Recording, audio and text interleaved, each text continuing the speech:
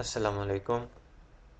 Today we are going to discuss four topics.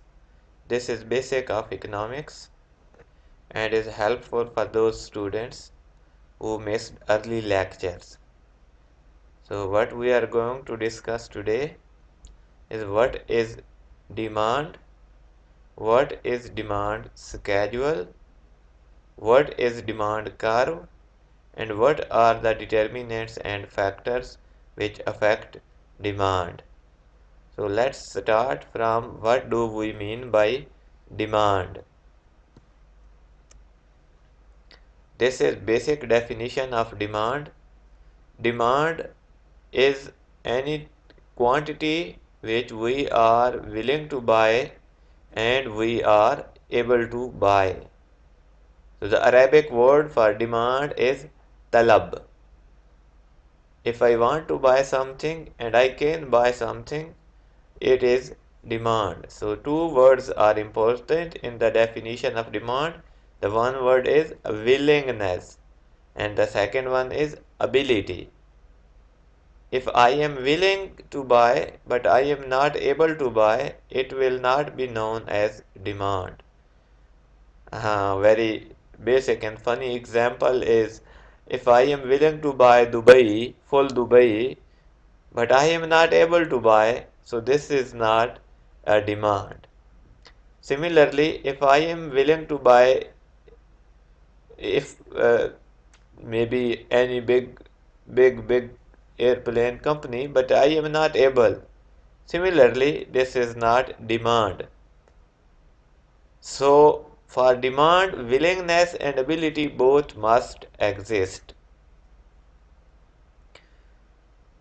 If price of iPhone is high, you will be less willing to buy it. If price of iPhone is less, you will be more willing to buy it. So there is a relationship between price and your willingness to buy. Here we have data of two variables. Variable is anything which is whose value change. The Arabic word for variable is mutaghayyar. So here we have data of P. P is price. And here we have data of demand. Assume that this is price of pizza. And the next column, this is quantity demanded of pizza. How we can interpret it in easy words? If price of pizza is $5, you are willing and able to buy 10 pizzas. If price decreases to 4, you are willing and able to buy 20 pizza. So as price decreases, your demand for pizza is increasing. This is very simple concept and this can be applied to many other normal goods. That if price decreases, then quantity demanded increases. So if we graph these points on this graph, the resulting line is known as demand curve. This table, this schedule is known as demand schedule. So how can we define the demand schedule? Basically, demand schedule is a table showing the values of prices and quantity demanded. And here we can see that as price decrease, quantity demanded increase. So let us draw the first point. For example, when price is 5, we know quantity demanded is 10. So here, look at this black point. This black point indicates price of 5 and quantity demanded of 10. Remember that we have expressed price on y-axis P and Q quantity on x-axis. So the first point is price is 5 and quantity demanded is 10. So this black point indicates price of 5 and quantity demanded of 10. So next point is when price is 4 and quantity demanded 20. So on y-axis this is price 4 and on x-axis this is quantity. So here should be a point. Next point. Now look at the new black circle on this graph. This circle again shows a relationship between price and quantity. At this point, price is 4 and quantity is 20. Similarly, we draw these 3 points on this graph. See it here. So we have made 5 points. 1 point for each pair of price and quantity demanded.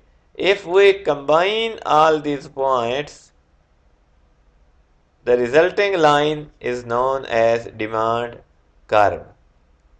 Just see it here. So this downward slope curve is known as demand curve. What does this indicate? First of all, demand curve is a curve which indicates a relationship between price and quantity demanded. And what kind of relationship it explains? It clearly indicates that as price goes down, quantity demanded goes increasing. For example, when price of pizza was 5, you were willing to buy 10 pizza. When price of pizza is 4, you are willing to buy 20 pizza. When price of pizza is 1, you are buying 80 pizza. Then when we combine these points, this line is known as demand curve, and this indicates negative relationship between price and quantity demanded. So this follows law of demand, which states that keeping all other things constant, if price decreases, quantity demanded increases, and if price increases, quantity demanded decreases. It can be applied to many other examples. If price of etisalat or do will decrease, their rates, calling charges, I'm talking about calling charges. If calling charges decrease, you will be using more minutes, you will be using more mobile phone.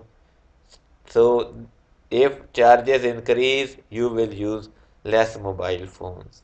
For all normal goods, this is basic law of demand that when price increase, quantity demand decrease, and when price decrease, quantity demand increase. Then it comes to determinants of demand, that what affects demand and which factor increase demand and which factor increase demand. So both factors are going to be discussed here now. Income. So income affects demand. Example is very easy. For example, how many cups of coffee you take in a week in college cafeteria? How many? Okay, you can tell me how many bottles of Coke or how many bottles of Pepsi you will drink at college cafeteria during 1 week. How many? Okay, 7. Now tell me, if your pocket money is increased, then how many you will buy in college cafeteria? 10, 12, okay, very good, maybe 14. So it means that when your income increases, your willingness to buy Pepsi, your willingness to buy Coke, your willingness to buy tea, your willingness to buy coffee increase. So income increases the demand for normal goods. So it again depends upon whether the good is a normal good or inferior good. If good is inferior and your income increases, demand would go down. For example, let me give you example of chicken and chicken, the judge. You understand the judge, and then let me give you example of others. Now, if I am eating 4 days a week chicken and I am eating others 3 days a week, okay? So the judge 4 days and others 3 days. If my income increases, I will not increase the use of others. I will increase the use of chicken.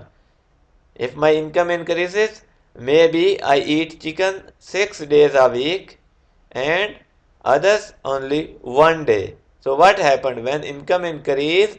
Demand for the judge, demand for chicken increased, but demand for others decreased.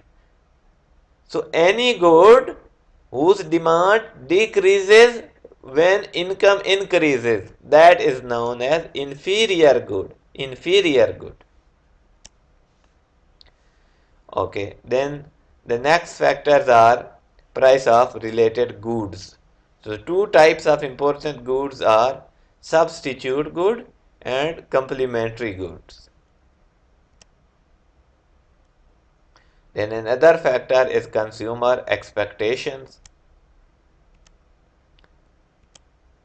Okay, this is normal and inferior goods. As I discussed before with you by giving the example of chicken and others, chicken is inferior good, the judge is inferior good, and others is inferior good. So chicken normal good and others inferior good. What is definition of inferior good? An inferior good is a good that decreases in demand when consumer income rises. Example, cheap cars, inexpensive foods, unlike normal goods. For normal goods, when income increase, demand increase. To make it more clear, to make you to understand what is difference between normal good and inferior good, let me give you another example. If you have two options to come to college, either by bus or by car, okay? Let's assume out of 5 working days, 3 days you come by car and 2 days by bus. If your income increases, you may come 4 days by car and one day by bus. So when income increases, demand for car is increasing, but demand for bus is decreasing. So why? Because bus is relatively inferior good. Okay? Fahamt? So I hope now you understand what do we mean by normal good and inferior good. In case of the judge wa others. The judge is a normal good, others is inferior good. In the example of bus and car is a normal good while bus is inferior good. Okay. Then is substitute goods. Substitute goods are the goods which may replace each other in use or consumption. The goods which are used for same purpose, they are known as substitute goods. For example, Pepsi and Coca-Cola. Okay? If you go to cafeteria, what you will say? You will say to, do you have Pepsi? If she says no, then you will say, okay, Coke. So it means that Pepsi and Coke serve the same purpose. So the goods which serve the same purpose, they are known as substitute goods. Another possible example of substitute goods